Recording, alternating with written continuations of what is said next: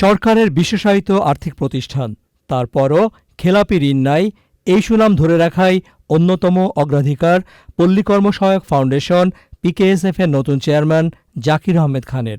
রোববার দায়িত্ব নিয়েই ঊর্ধ্বতন কর্মকর্তাদের সঙ্গে বৈঠক করেছেন সাবেক এই অর্থসচিব।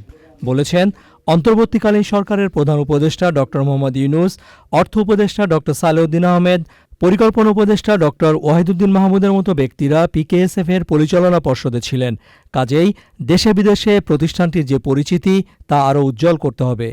পিকেএসএফ-এর কি কর্মপদ্ধতি, এটা রোজ রোজ চিন্তা করার কোনো দরকার নাই। এটা চিন্তা যখন পিকেএসএফ হয় তখনই হয়ে গেছে। এবং পিকেএসএফ-এর যে ম্যান্ডেট যেটা, এটা যদি কেউ দেখে এর মধ্যে বাকি নাই কিছু, এবং সেগুলো করতে পারলেই পিকেএসএফ এর জন্য নতুন কোনো জিনিস অ্যাড করার দরকার নাই। যেটা দরকার আছে সেটা হলো যে the way you implement it, এবং নতুন নতুন আইডিয়াজের সাথে কীভাবে ইনোভেটিভ থিং অ্যাড করা যায় সেটাই আছে। এবং পিকেএসএফের আমরা যখন যারা আছি, আমাদের উদ্দেশ্য থাকবে যারা এটার স্বপ্নদ্রষ্টা, যারা প্রতিষ্ঠাতা, ওনাদের যে স্বপ্ন, সেই স্বপ্ন আমরা বাস্তবায়ন করব।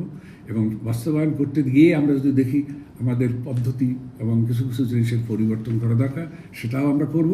এবং সেটা করার এখনই উন্মুক্ত সময়, ভালো সময়। তার কারণ এখন ওনারা সবাই আছেন ক্ষমতায়, এবং ওনাদেরকে জানাবো যে এটা ওনাদের সেই স্বপ্ন বাস্তবায়নে আমাদের আর কী করা দরকার, এবং ডেফিনেটলি ওনারা আমাদের সাথে থাকবেন।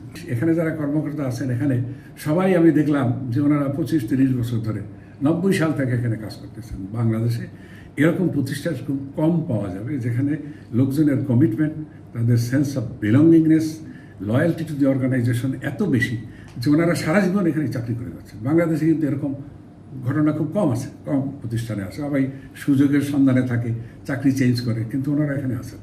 তো এই সব জিনিসই এটার একটা নিজের একটা ঐতিহ্য আছে, একটা আদর্শ আছে, একটা সংস্কৃতি আছে এসব, এবং যেটা পিকেএসএফকে এই পর্যায়ে নিয়ে আসে। পিকেএসএফে এই জিনিসটা এখনও আছে, যেটা ইনোভেশন, এবং আর কি ভবিষ্যতে করা যায়, অন্যের সাথে সহযোগিতা, সরকার সহ যারা যারা আছে সবার সাথে, বিশেষ করে পার্টনার অর্গানাইজেশনগুলোর সাথে, যারা খুব স্ট্রিক্টলি একটা প্রসেসের মধ্যে সিলেক্টেড হয় এবং যাদের মাধ্যমে লোন বিতরণ হয়। এবং এটা তো আরও আমি আজকে দেখলাম যেখানে যেটা লোন আউটস্ট্যান্ডিং যা আছে তার মধ্যে 0.3% মতো লোন আছে, যেটা এখন মানে আদায় হয় নাই, হবে, এটাও হবে। তো এরকম অর্গানাইজেশন পৃথিবীতে কতগুলো আছে আমি জানি না, বাংলাদেশে তো নাই। পিকেএসএফের বিবর্তন এভাবে হয়ে আসছে because it was conceived, it was developed, and it has been led by people who have got innovative ideas and who are dedicated to the concept.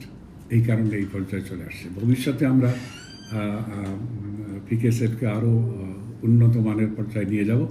আমরা তো বৈষম্য কী এবং বৈষম্যের ফল কী হতে পারে আমরা ছাত্র সমাজ, পরে জনতার সমাজে দেখিয়ে দিচ্ছে, তাই না?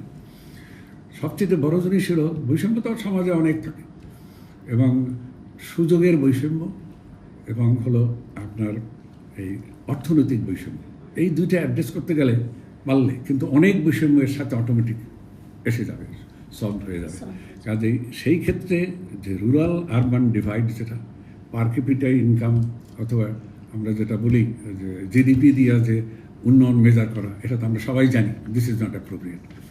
সেইটা দূর করার জন্য গরিব ধনীর মধ্যে পার্থক্যটা কমাতে হবে, গরিবকে ক্ষমতায়ন করতে হবে, যারা গ্রামীণ ব্যাংক। বৈষম্য বিরোধী আন্দোলনের পর চেয়ারম্যান এবং ব্যবস্থাপনা পরিচালক পদে রদবদল করেছে সরকার। 1990 সালে প্রতিষ্ঠার পর গত 34 বছরে প্রায় 2 কোটি মানুষের জীবনমান উন্নত করার প্রক্রিয়ায় সক্রিয় ভূমিকা রয়েছে পিকেএসএফের। ক্ষুদ্র ঋণ দিয়ে কার্যক্রম শুরু হলেও সরাসরি গ্রাহককে কোনো ঋণ দেয় না সংস্থাটি। সারা দেশে 2 শতাধিক সহযোগী সংস্থাকে সর্বোচ্চ 7% সুদে অর্থায়ন করে পিকেএসএফ। 3 কোটি 20 লাখ টাকা সিড মানি নিয়ে শুরু করে পিকেএসএফের ঋণ স্থিতি এখন 11,820 কোটি টাকা। তবে ঋণ গ্রহীতা পর্যায়ে সহযোগী সংস্থার ঋণ স্থিতি 71,358 কোটি টাকা। ঋণ আদায় হার শতভাগ 99.7%। আমরা কখনো রিশিডিউলও করি নাই। যে ব্যাংকের ঋণের যে হিসাবটা থাকে, ব্যাংক পোর্টফোলিও, এগুলো বহুবার রিশিডিউল করার পরে কিন্তু এই অবস্থা। কিন্তু আমরা পিকেএসএফ শুরু থেকে 1990 সন থেকে এই পর্যন্ত রিস্ক্যাজুয়ালিং কখনো করিনি, এবং তা সত্ত্বেও আমাদের রিকভারি রেট হচ্ছে 99.7%-এর মতো। 0.3% অফ আওয়ার পোর্টফোলিও হচ্ছে ডাউটফুল। অর্থাৎ এটা একটা আশঙ্কা আছে, এটা একটা অংশ বিশেষ আদায় না হতে পারে। এটার কারণ হচ্ছে 1 নম্বর সঠিক টার্গেটিং, কাকে টাকা দেব সে সত্যিকার, আমরা তো পার্টনার অর্গানাইজেশনকে দেই, এরা সত্যিকার সোশ্যাল আন্ত্রপ্রেনার কিনা, এবং তারা আবার এটা মাঠে যখন দেয় সত্যিকার উদ্যোক্তাকে দেয় কিনা, এইটার উপরে আমরা সবচেয়ে বেশি জোর দিই।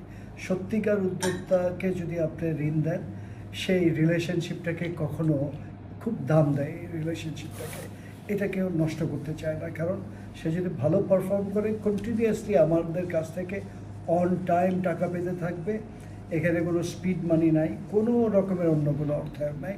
যেটুকু মাইক্রো ক্রেডিট রেগুলেটরি অথরিটি যে ফিগুলো অ্যালাউ করেছে এর বাইরে আর কোনো টাকা নেই। আরেকটা হচ্ছে 3 থেকে 7 দিনের ভিতরে এখন টাকা পেয়ে যায়, very easy to get the money এটা। আরেকটা হচ্ছে রিপেমেন্ট যে শিডিউলটা থাকে এটা ইউজার ফ্রেন্ডলি, ছোট ছোট কিস্তিতে দিতে পারে, হঠাৎ করে একসাথে চাপ পড়ে না।